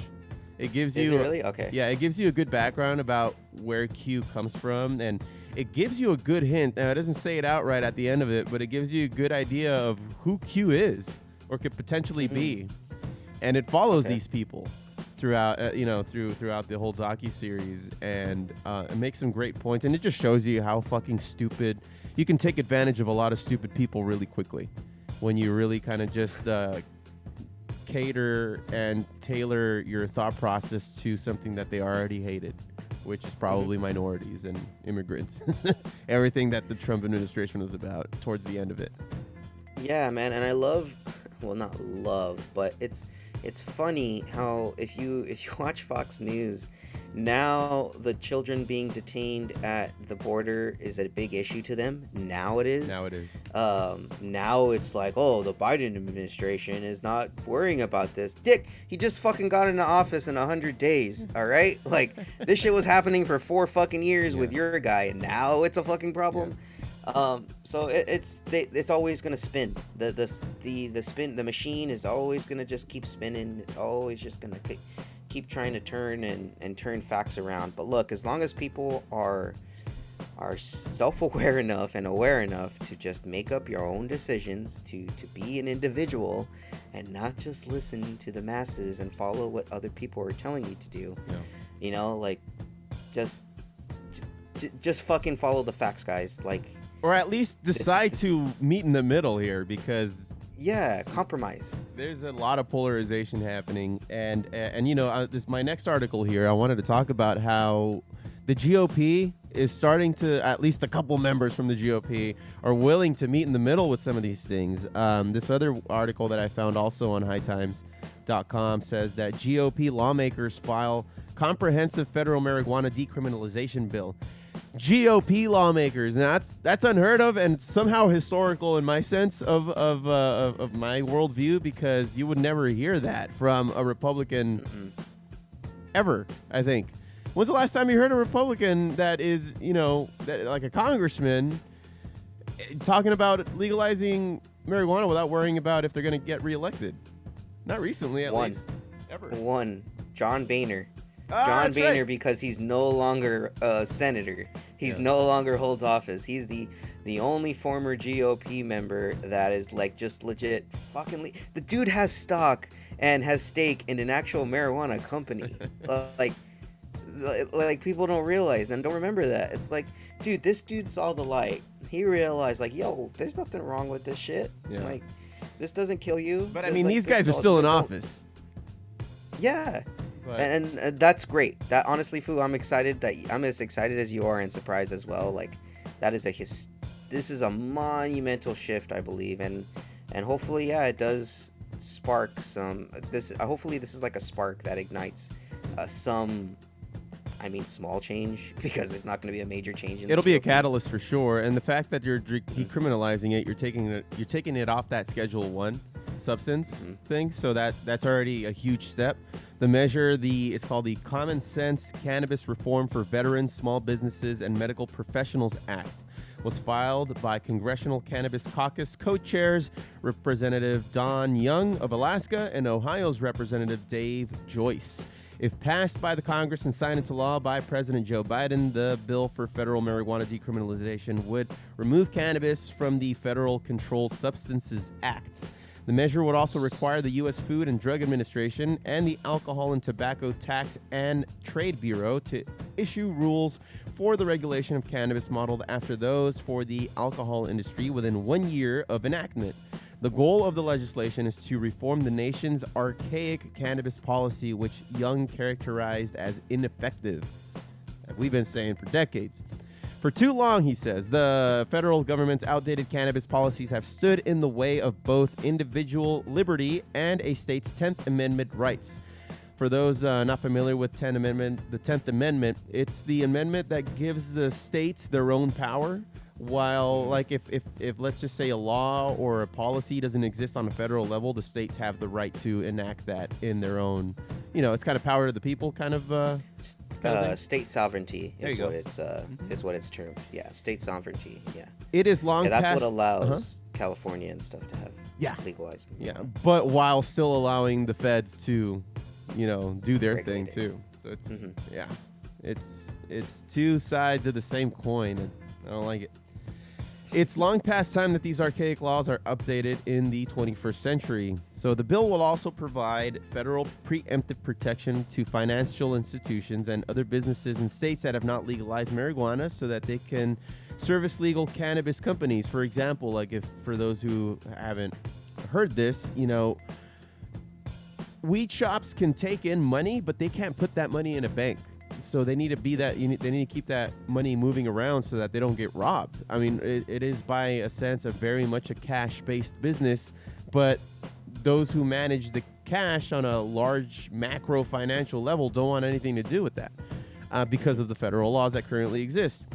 Additionally, the legislation would allow physicians with the Department of Veterans Affairs to legally prescribe medicinal cannabis for military veterans, which I believe is awesome because it's a better way to treat them rather than the opioids, which caused a crisis in the last decade with veterans. And that's why you have a lot of homeless and mentally unstable veterans out there, which is very sad. They say that this bill takes significant steps to modernize our laws by removing cannabis from the Controlled Substances Act and allowing the VA to prescribe medical cannabis to veterans, in addition to finally permitting the state legal cannabis businesses to utilize traditional financial services. And this is coming from a couple of Republicans, so I couldn't be happier with the fact that they are willing to meet in the middle with things like this, and I like that they're prioritizing our veterans and, from a medicinal sense, because that's what it should be. And that's where you get the most research out of it. And the more research comes from cannabis, the stronger weed the rest of us get. That's what I'm saying. That is what we all need. Yeah. As stronger the better. Let's not forget Tang came from the NASA program. When you Right? when the government tries to do their thing while using science, I believe we all benefit. I mean, Fu, you're not wrong. You are not wrong. Yeah. I concur. Yeah, man. And, that's really all I had for the joint report today. I am excited to continue to explore other delivery services. I really, really enjoy Grass Store. And by the way, if you go to foodbarshow.com and go to you can go to our link, our referral link, and you can get some discounts off your first purchase with Grass Store. That's Grass Store, GRASS door.com. But you can click on our link at foodbarshow.com and get a discount. They really impressed me, and I don't know if I remember hearing your take on Grass Store. You tried it yourself? Yes, I did, How'd man. you And like it's yeah, they were super impressive, very efficient. The fact that you can actually track your order, and the prices are very reasonable. Granted, they don't have like they have an option to where if you want it immediately, there's a few items that you can get immediately and as soon as possible. Otherwise, the other ones, they will take time. Like they'll take a few hours, if anything, so that way the drivers can go pick them up. But yeah, man, I've had nothing but great experience with them. I actually need to re-up, so Yeah, I was gonna me too. order some today. Yeah, because I'm just on my last tin of edibles. Right now I got like these gummy tin edibles, and dude, just one. Oh my god, so amazing. I took So one. amazing. I took a little tab. I told you I got these. Like they Mm-hmm. look like little pills, and each one has about 25% THC. I got a box of indicas and a box of sativas, and I took a sativa before signing on here to do the podcast, and I believe it is kicking in as we speak. And they're amazing, man. They really chill you out depending on what you get. There's certain ones for specific purposes, like if you want to chill and have more of a brainy kind of experience. There's your sativas if you want to have more of a body experience, and which will really kind of just put you to sleep after maybe even after a couple more dabs. Get your indicas for that great time. That's what I was on when we had the barbecue here at my place a couple weeks Yeah, back. you were. So. I love them. I love them, especially now that me and the band are going back out. Are going to be trying to book more shows. I need to preserve my voice, and I can't be taking aggressive amounts and copious amounts of dab hits throughout the day. It's going to take a toll on my voice. It's going to dry it out and that kind of thing. So, the edibles are Yeah, great. I have also been weaning myself off dabs, been going more towards edibles, and honestly, dude, it's so much cleaner high. I don't gotta worry about my throat getting all jacked up and waking up with a shitload of phlegm, like like a smoker's cough. Yeah. Like every morning you just hear out of the bathroom. It's like, oh god, is he coughing up a lung in there? And it's Yeah. like, nah, I don't need that shit anymore. But not yeah, that man, there's anything that's wrong dope. with a good dab hit, but no, No, do it but enough, and ease you'll yourself. sound like one of those old smokers. Yeah, you'll sound like Harvey Firestein. There you go. Yeah. But anyway, I think that's going to do it for today's joint report. You got some sports for us today, right, Josh? Yes, sir. All right, everybody stick around for Foo Bar Sports. Smoke weed every day.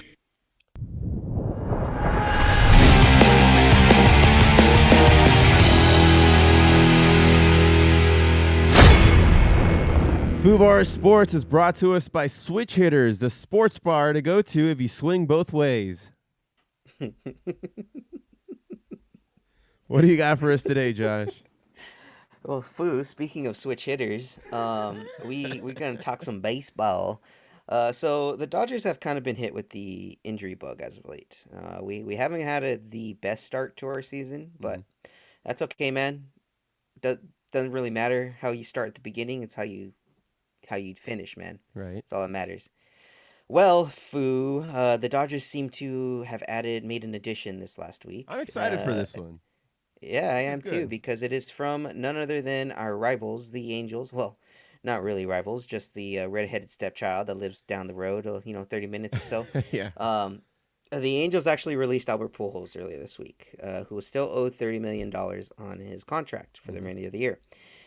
So, Dodgers said, hey, why not? Let's bring the guy in. What do we got to He's a good lose? player. He can be a Solid. good pinch hitter, good DH during our away games when we do our interleague stuff, why not? So Yeah. the Dodgers signed Albert Pujols for the remainder of the 2021 season, and they're actually only going to be paying him $400,000. Oh. Huh. Yeah. How'd they pull that Yeah. off? Well, because that is the veterans minimum for the MLB, and since the Angels are still paying his $30 million, Oh, okay, yeah. Dodgers don't have. That's all the Dodgers have to pay him. Like, here's 400,000. You're still getting 30 mil. So let's just win you a championship, buddy. Yeah. All right. And I don't hate it. I do not hate it, man. I'm really excited to see him come to the light side of Los Angeles. Where it's more fun. Right. When you Not that. actually have a shot of winning a championship. Yep, exactly. And I do find it quite ironic, or not really quite ironic, quite quite interesting is that he went from the red side of the LA area to the blue side of the LA area, literally and figuratively. Right. Yeah, And yeah. So well, and you know how they call it the Los Angeles Angels of Anaheim, of course. the But Los Angeles Angels of Anaheim. does it bother anybody that if we're talking in Spanish, it literally says the Angels of Anaheim. The Los Los, they both Angeles. mean the Angeles Yeah. and Angels, Which means both angels. means Angels of Anaheim. Does that not bother anybody? It bothers Oh, me. dude, it bothers the shit out of me, man. It just it's grammatically incorrect. It's just all wrong, man. It's all wrong. Just fucking call them the Anaheim Angels. All right. What? Or and what the was only wrong with the reason why- California Angels? Nobody hated that. The reason why, well, I didn't hate the California Angels, which they should be that.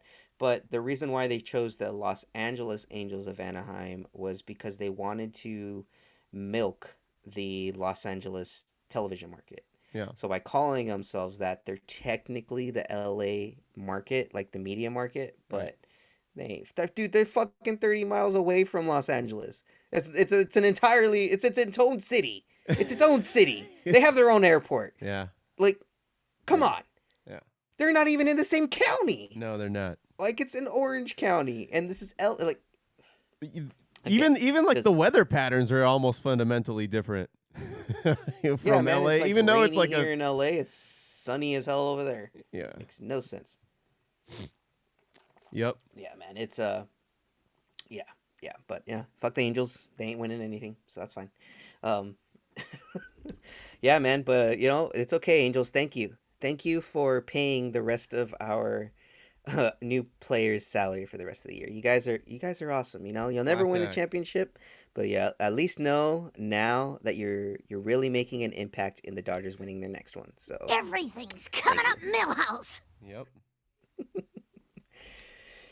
yeah, man, and you know it's funny because they almost got Jock Peterson last year, and then they did it.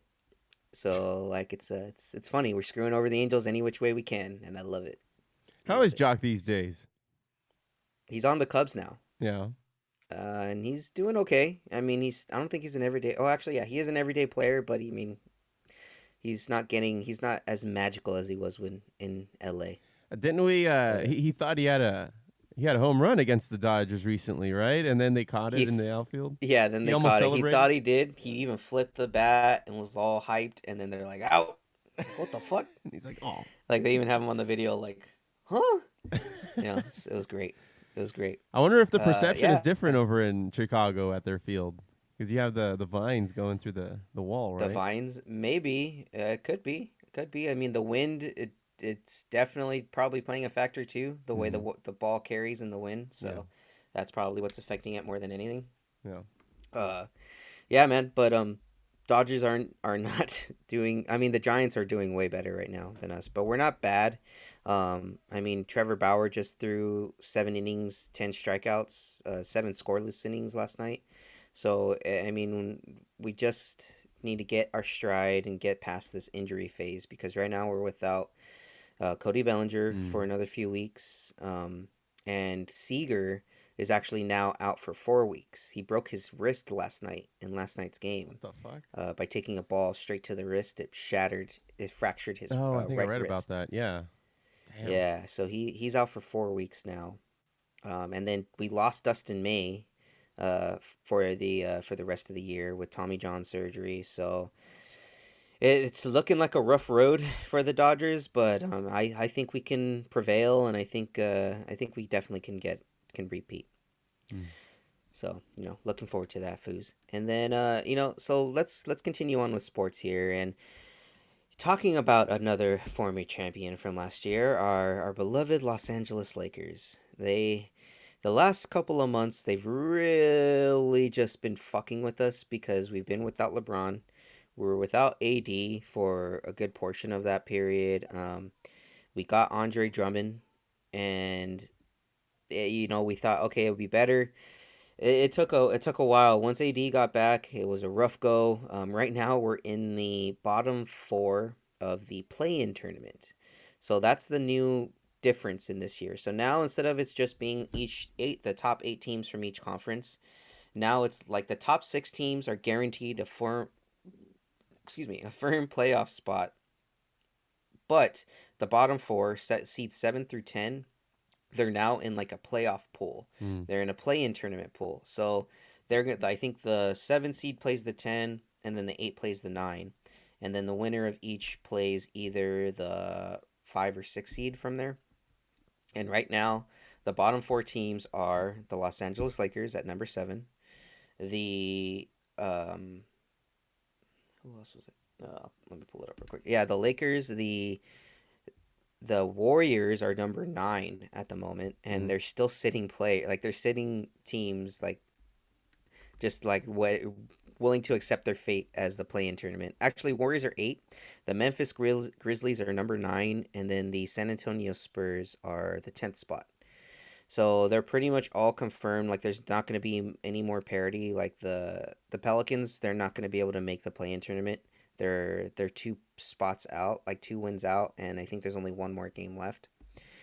But the Lakers, like they're in a weird position where they can still make it to the to the 6th seed, because they're 1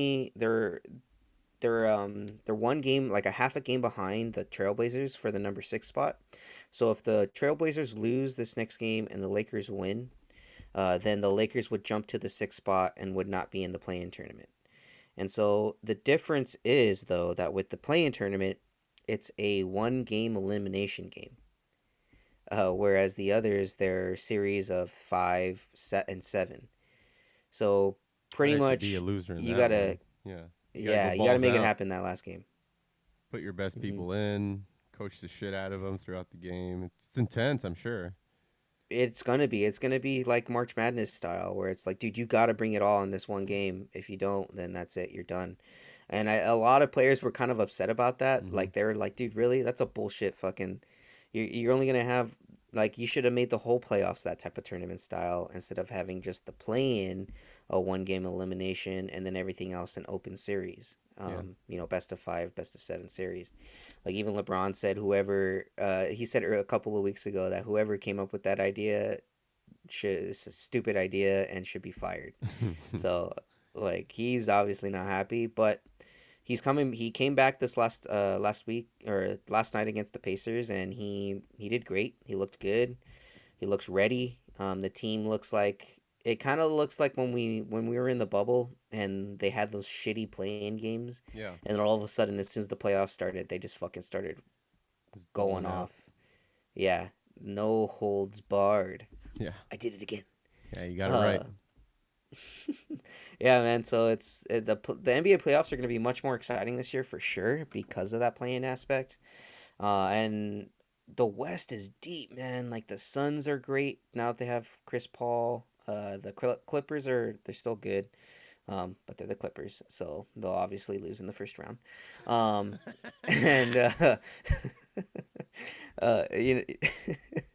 The Denver Nuggets, dude, they're still good. Though they did lose Jamal Murray to an injury. They're still really good with Jokic. They still got the Joker. And then the Mavericks, if they could just stay healthy, are going to be a dangerous team, along with the Utah Jazz. The Jazz are the number 1 seed right now. And yeah, man, it's gonna. I like the West playoffs more than I like the East, because the East, let me tell you, man, even though they did this play-in tournament, there are way too many sub 500 teams in this fucking in their playoff standings than there are in the West. So like in the West right now, we only have 1 sub 500 team that's in the play-in spot, and that is the San Antonio Spurs at 33 and 38.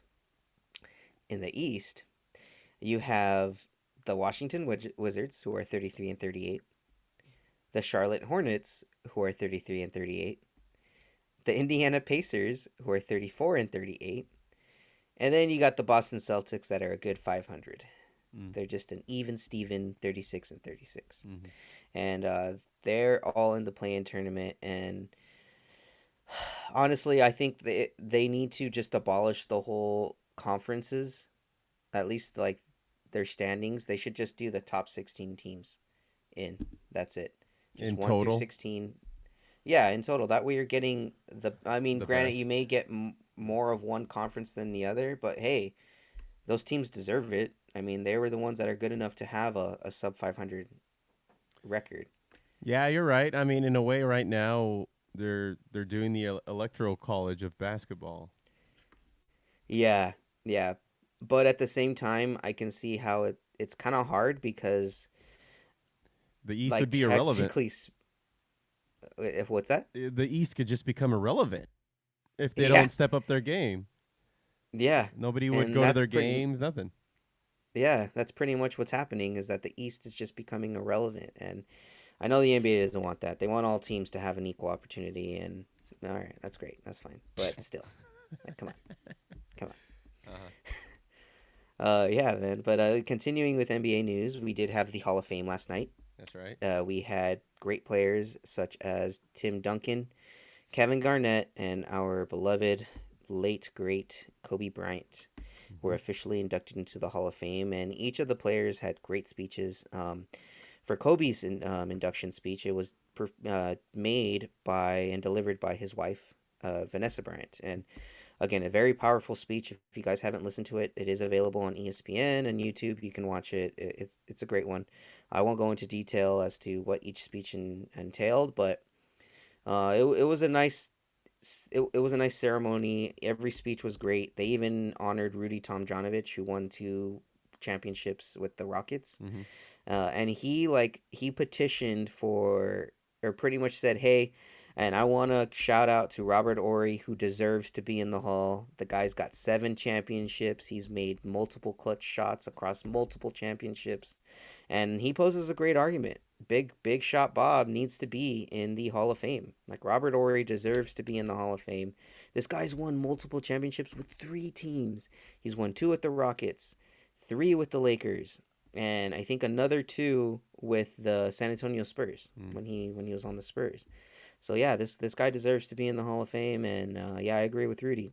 What do you think, Foo? Do you think Big Shot Bob deserves to be in the Hall of Fame? Yeah, I think so. He pulled his weight when he was on fire. Yeah, why the fuck not? But yeah, like I didn't listen to all the speeches too, and I really enjoyed what I did hear. It wasn't. I like NBA ceremonies. The tone that people from the NBA tend to have is a community based tone rather than a me, which I enjoy a lot.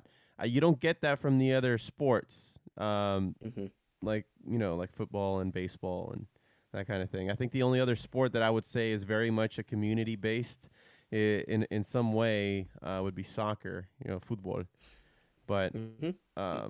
but that's not inherently American either. So who knows?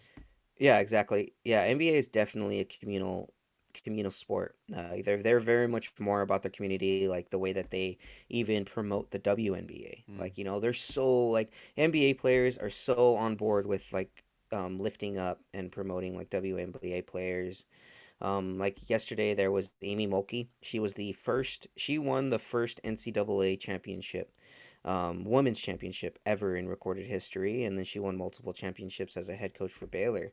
But what I loved about her speech was that when she walked up, she walked in hand with Michael Jordan. And Michael Jordan's just sitting behind her, and then she looks at him. She's just like, this is different from when we stood up next to each other the first time, right, Michael? And she's alluding to the 1984 Olympics when her and Michael were on the stands with each other during those Olympic trials. And it's just like the fact that these 2 older generation players still have that connection and that camaraderie, like that to me proves why the NBA is far and above like the others with how they do their ceremonies and with how they interact with one another. And yeah, I fully agree with you. Like hearing their stories on how they came up, and then even seeing like old footage it's always great for the NBA. So yeah, if you guys didn't watch the ceremonies, definitely go out. KG's was good. Duncan's was really good, and Vanessa Bryant's was for sure like one of the best and most heartfelt, powerful speeches. So definitely want to watch that in full. They even had a nice video of a bunch of Hall of Famers introducing Kobe. Uh, Like you had Allen Iverson. I'm trying to think who else. You had LeBron obviously go on there. There's a lot of other testimonials from other players that have gone up against Kobe, and yeah, it was really good. And then last thing, Fu, since we're still on basketball, I don't know if you heard, one of the best rappers out right now, J. Cole, yeah. who just released his album, and I've yet to hear it, but I've heard good things. It's on my queue, so I'm definitely gonna give it a listen, and I may give you guys a nice little review next week Tight. if I have For some our time to listen to anniversary it. show. Yeah, found something to do. Right. All right. Uh, well, rapper J. Cole actually signed with the Rwandan basketball club, the Rwandan Patriots, and so he actually made his first start today. He posted 3 points, 3 assists, and 3 rebounds in 17 minutes, uh, which is still pretty impressive because this dude's 36. He hasn't touched a basketball since he was in high school, and he was a top prospect in high school. He was a great basketball player. Mhm. So yeah, man, I think it's pretty cool, dude. That he's like, screw it, let's bring some notoriety to this one league that's not really getting a lot of views, and I like that. I like that because there's other leagues besides the NBA out there. There's the FIBA, the Federation of International Basket, the wait, Yeah, I think you're on the I right forget what track. it's called. Yeah, yeah, Federation of International Basketball Associations. Sure. That's where you get like Real Madrid and Barcelona, who still have fucking teams in basketball, not only in soccer. Right. And then you have this league, the Basketball Africa League. That is the actual term of it. And yeah, man, I'm excited to see more footage of J. Cole playing in it. I'm sure he'll have like, I'm sure there's gonna be a monster game, and everyone's just gonna be like, oh, what the fuck, that's crazy. Yeah, I So mean, I don't saw be some footage of surprised. him scoring his first points as a professional basketball player. He looks talented enough to compete. So, Yeah, man. shit, that's dope. He's competing. Yeah. He's competing, and I respect that, man. At least he's competing. At least he's not doing like a Will Ferrell montage of just playing, on teams just for the fuck of it during Right. spring training, you know. Yeah. Yeah. So yeah, Fu, I think that's enough for sports. All right. Well, that's going to do it for sports. Everybody stick around for the music highlights coming right up.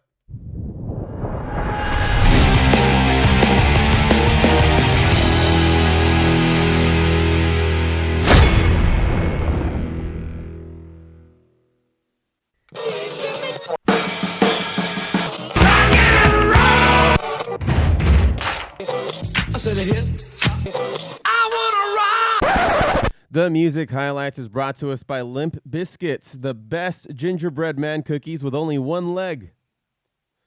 So on today, Josh, I wanted to point out a couple and highlight a couple of new artists that came out with some new singles recently. The first being a band called the Luka State, Luka State, and they have a single that I really enjoy called. Whoops. They have a single that I really enjoy called "Insert Girl's Name Here," and I wanted to play this one for everybody. Here we go.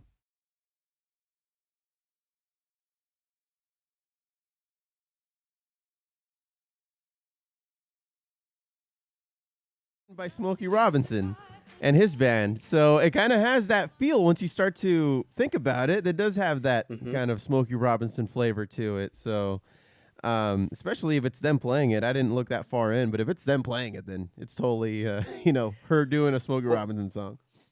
And that was the beauty about Motown, though, is that collabs. Motown, Barry, that I forget his first name, but Gordy Barry, there it is. Gordy Barry, he pretty much got all these artists as a group and said, "Hey, look, guys, let's each do each other's music. Let's each do each other's songs." Because I think there's like a Diana Ross song that Michael Jackson sang, and then there's a Stevie Wonder song that Smokey Robinson sang, and like they all sang each other's songs, but like each of their different versions was just great in and of itself. And so I love Motown. Like that's definitely like if you just listen to it or if it comes on, you just have to just sit back and just vibe out to it.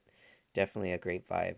It's a genre, man. It's its own universe almost, because the way it was produced back then with the wall of sound, um, and just there's a lot of R&B and a lot of blues and a lot of rock and roll in it, and I love it when they use horns too.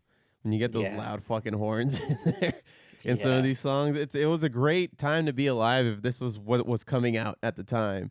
And you got to figure too, in the United States at least, Motown wasn't as big as it was for maybe if you were listening to them in the UK, because of the racial divide that everybody had.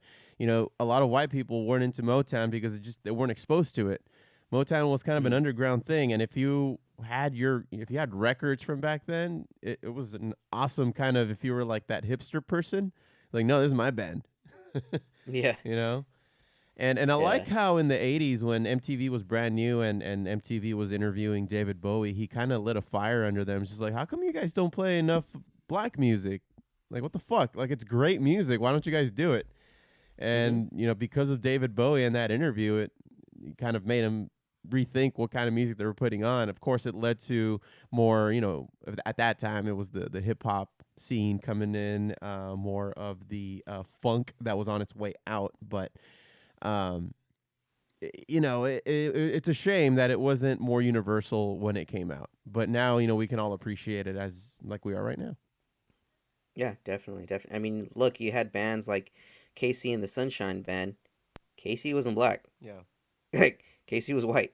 The rest of the band was black, but they were only really popular because they had a white lead frontman in Casey. So it kind of sucks is that, you know, you have bands like that they're only like, they're great, but yeah, they really only get recognition because of the one white guy that's at the Or even, you know, like Elvis is the king of rock because he was a white guy at the time who sounded like he was black. So on the radio, All black people can people's song. appreciate him, but visually, you can have people go to the concerts now because I don't know, because I guess parents would prove. Who knows?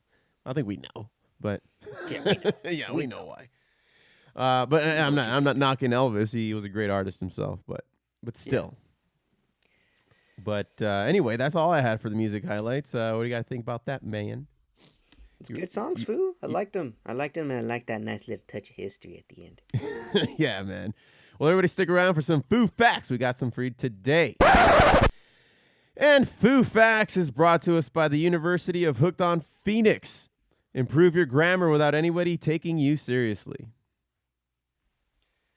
So did you want to get us started with some Foo Facts today, Josh? Yeah, Foo, you want to do a nice little back and forth here? Sure, I man. can start Sure. first here. Let me get my right. notes. Here we go. Ready. All right, Foo. So, Foo fact number 1. Did you know that 3 presidents, all founding fathers, died on July 4th? Foo Facts. Foo Facts. Which ones? So, John Adams, Thomas Jefferson, and James Monroe died on July 4th. President Adams and Jefferson died on July 4th, the same day in the same year, 1826. And then President Monroe died in 1831. Coincidence? Probably not. I think not. Probably not. Yeah, that's. Have you ever seen John Adams on HBO? The little No, series? actually, I heard it was pretty good, though. It's great. It's great, and it starts when, you know, John Adams pre-Revolutionary War, when he was just a lawyer, and it follows him all throughout the rest of his life, pretty much. And it really zeroes in on his relationship and that rift between him and Thomas Jefferson, because they were like best friends, and then they weren't because of political ideals. After the nation was created, at the very end. And this is well documented that you know, one of his last words are about Thomas Jefferson and vice versa, as in, you know, like, that motherfucker beat me. I wasn't supposed to die first, but you know, by all accounts, you know, they didn't write down the time. So, but it was in the evening, July 4th. They probably died at the same time, but one was thinking about the other, like, that motherfucker, you know. It's pretty funny, but it was one of the great coincidences. Spiritual plane now, Foo, just waving each other's fists at one another, Right. playing bocce ball. But let's see. Foo fact. Here we go. Here's a good one. Kleenex tissues were originally intended for gas masks. Foo facts. Foo facts. When there was a cotton shortage during World War I, Kimberly Clark developed a thin, flat cotton substitute that the Army tried to use as a filter in gas masks. The war ended before scientists perfected the material for gas masks, so the company redeveloped it to be smoother and softer and then marketed Kleenex as a facial tissue instead. Crazy, eh? Interesting. Yes. Interesting, Foo. Well, here's one. Try this one off of Slice.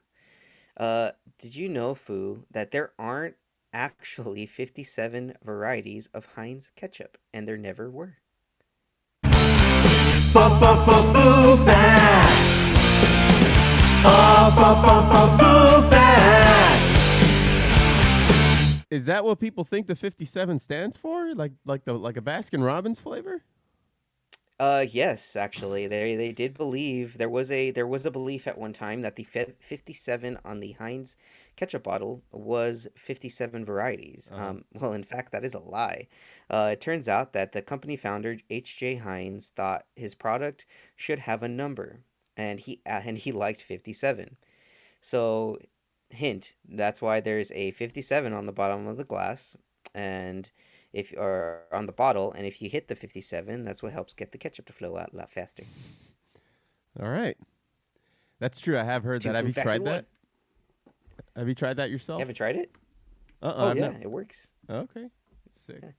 Yeah. The worst part is if you're not holding it the right angle, it just like splurts out, like it splooges out all over your shit. So yeah, be careful, guys. Careful. Tap it lightly. Yeah. All right. Here's one for you. That tiny pocket in jeans was designed to store pocket watches. Foo facts. Foo facts. The original jeans only had 4 pockets. That tiny one, plus 2 more on the front and just one on the back, is ones that had originally started. But they, I keep my guitar picks in there. What about you? I mean, I usually keep like my chapstick, and when I would carry a lighter, I would keep a small lighter in there. But that's interesting. And another question: why the fuck do they still have it? We don't have pocket watches. You don't have a anymore. pocket watch? I have a pocket watch. You have a pocket? Bullshit. You don't got no. I own a pocket watch. I just don't, I don't fucking like have it all out and about and shit because Okay, I wanna talk to all these people that have pocket watches now. So what's so precious about your damn wrist that you can't put your goddamn watch on your wrist? Sometimes you don't want something on your wrist, man. Maybe you have a job that having a wristwatch is just too cumbersome or gets in the way and it'll just get broken or scratched up. If you're not a conductor and you're not a machinist, you shouldn't have a pocket watch. That's all I'm saying. That's all I'm saying. All right, well, you can speak for yourself there. All right, what do you got for us? All right, Foo. Did you know that the Earl of Sandwich, John Montagu, who lived in the 1700s, reportedly invented the sandwich so he wouldn't have to leave his gambling table to eat? Foo facts. Foo facts. Yeah, you don't get your hands all greasy. I mean, Foo, it makes sense, man. It makes sense. Gotta stay on that poker table. Gotta keep gambling. Ride the lightning. All right, your turn, Foo. Okay. Turkeys can blush. Foo facts. Foo facts. When turkeys are scared or excited, like when the males see a female they're interested in, the pale skin on their head and neck turns bright red, blue, or white. The flap of skin over their beaks, called a snood, also reddens. Snood. Yeah. So turkey can blush. Nice, Foo. Nice. All right. Here's one. Do you know that experiments in universities have actually been carried out to figure out how many licks it. Oh wait, the food did this one already. All right. Never mind. All right, hold on. Let's backtrack here. Okay. The original name of the search engine Google was Backrub. Foo facts. Foo facts. Uh-huh. So it was renamed Google after the Google, which is the number 1 followed by 100 zeros. Right. So that's where Google came from. I mean, honestly, Foo, imagine now. Hey, can you go do a back rub search real quick for me? I'm back rubbing it. I'm back rubbing it.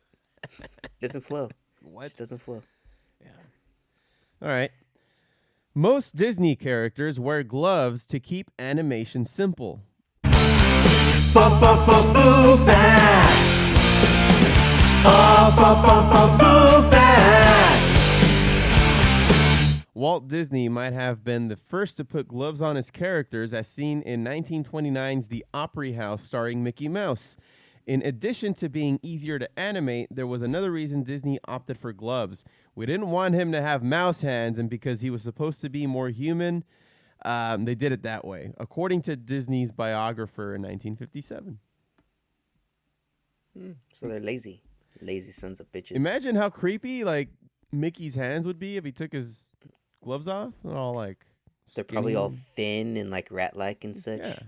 Yeah. Ugh. Creepy. They should have like a dystopian Mickey that has his gloves off and he's just all give everyone nightmares. Yeah. All right, Foo, here's one. This one animal myth that's true. Eating parts of a pufferfish can kill you. What the fuck? Foo facts. Foo facts. So, in a defense mechanism to ward off predators, it contains a deadly chemical called tetrodotoxin. It's enough in one. There's enough in one pufferfish to kill 30 people, and there's absolutely no antidote. Pufferfish, is called fugu, is a highly prized Japanese delicacy and can only be prepared by well-trained chefs. If you haven't seen the Simpsons episode where Homer tries fugu and thinks he's about to die, there you go. And that is an actual factually based episode. So Matthew Groening did his research. Very cool. Very cool. Maybe. All right, let's see here. We'll do a few more. The current American flag was designed by a high school student. Foo facts. Foo facts. It started as a school project for Bob Hef's junior year history class, and it only earned a B- in 1958. His design had 50 stars, even though Alaska and Hawaii weren't states yet. Heft figured the two would earn statehood soon and showed the government his design. After President Dwight D. Eisenhower called to say his design was approved, Heft's teacher changed his grade to an A. Good old America. You Yep. start off average and then, let's just tweak your grade a little bit. Yeah, Why not? Why the hell not? All right, Foo. Did you know that one of the most famous movie lines in history was never said? Foo facts. Foo facts. So this is a quote from that people often say incorrectly from the movie Casablanca. The quote is from Humphrey Bogart's character where he says, "Play it again, Sam." Actually, the real line is, "Play it, Sam. Play it as time goes by." That's the actual line. Well, there you go. So There's a y'all lot of remembering that. it wrong. There's a lot like Luke, I am your father. He never says that. No. He says Search this. your feelings, Luke. You know it to be true. No. No. Yeah, there's a bunch of like movie things like that. Anyway, cows don't have upper front teeth. Foo facts. Foo facts. They do have molars in the top back of their mouths, though, where you'd expect upper incisors. Cows, sheep, and goats have a thick layer of tissue called a dental pad. They use that with their bottom teeth to pull out grass. So there's not an actual row of teeth up there. Well, Foo, they are herbivores, so I'm glad that they don't have dangerous front teeth. No. Imagine a big ass cow coming at you trying to eat. Ooh, scary. All right, man. We'll do a Foos. couple more here. All right. I'll do one more, and then you do one more. So, did you know the origin of the word sinister reflects a historical bias against left-handed people? Foo facts. Foo facts. So it actually comes from the Latin word for left, which was also seen to be unlucky or evil. Oh. So all you lefties out there, I knew it. I knew there was something strange about y'all. Yeah. The devil's hand. Well, let's see here. Which is quite ironic for Ned Flanders. But, we'll get into that later. Yeah. He's a lefty, Foo. The He is a leftorian. lefty. That is ironic. Anyhow. All right, we got one more here, and there's a bunch of good ones. Let's see. Okay. Here's an interesting one. Dogs sniff good smells with their left nostril. Foo facts. Foo facts. Dogs normally start sniffing with their right nostril, then keep it there if the smell could signal danger, but they'll shift to the left side for something pleasant like food or a mating partner. Yeah. So they're switching it depending on if they're about to get some tail or if they're about to get into a fight. So one side for satisfying, the other one's for fucking people up. Yeah, there you go. Yeah. So That's how I like to see it. Yeah, man. Yeah. So that was another successful Foo Bar Show podcast. I haven't done this in a while, and I'm all sluggish and. Yeah, but you're not hungover though, right? I'm not hungover. Like you're not. I am hungover. sluggish though. Like I don't have a headache. I just I've had my coffee already, but it either hasn't kicked in or it's just how today's gonna go. That's just gonna be your day, Foo. Right. Just prepare for it. Right. But yeah, man. So next week we'll do our anniversary show. So to signal 4 years of doing this stupid thing, and and hopefully the Foo can join us in that. And I'm not gonna hold my breath on whether or not we're gonna have a Podzilla. We're just gonna go with it. It's on hiatus now, Foo. Is The Podzilla is on hiatus. Well, I'm glad that the last one we did was the movie that recently came out. That was a good button to put, a good bookmark, because we still have a lot of movies to get through. So many. I still gotta watch the next movie, so it still gives me time to watch it. Mm-hmm. Hey. Oh, and another thing, since we're talking about the Foo here, is that when we were at the Foo's baby shower a couple weeks ago, we got him to agree to a new segment where he tries out baby food and rates it. So that's gonna be stupid. Make sure that's all expired too. Oh, gross. Yeah. But so there's that. Everybody can look forward to that. See how that goes. And It's gonna be just as bad as it sounds. Yeah. But anyway, like I was saying at the beginning of the show when I did the live reads there, everybody check out The Fallen Electric. We're going to be playing a show on May 21st. That's Friday, May 21st at Huntington Beach at Perks Bar. It's the oldest bar in Huntington Beach in that Main Street strip. And it's a cool spot. I mean, once you, like, let's just say you're in the bar, you peek out and you look to the left, there's the ocean. It's pretty close to the water there. And it's a cool stage. I believe it was being used before the pandemic. It was being used for K-Rock locals only. And that's where they would book. So the Fallen Electric played a few shows there back in like 2018, 2019. Not even 2019, I'm sorry, 2017, 2018. And haven't for like a couple of years now, and they invited us back. They wanted to get the stages back on and with some bands going. I believe Top Shelf Shake already played a show there recently. They've been on this show, and a couple of other bands that we know around here.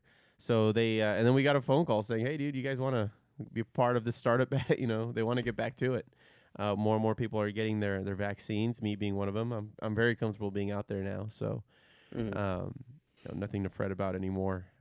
So hopefully a lot of people come out. That people are getting more comfortable with the, you still have to wear a mask, of course, but once you're in there, just follow your social distancing and try not to be a close talker, and I think you're going to be in good shape. So there's that coming up. Next week we got the anniversary thing. We'll be off that following week for Memorial Day. I will be out camping, and you guys probably want to be enjoying your weekend as well. So I'll try to put together another best of for that one. So we'll see how that goes. But cool. Yeah.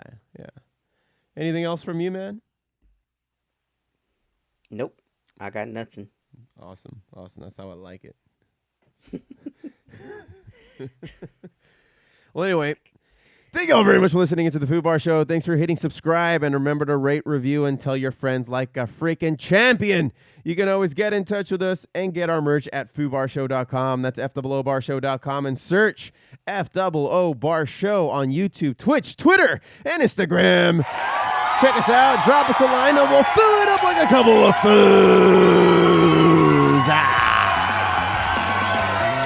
I've been Joe C. Signing off, saying...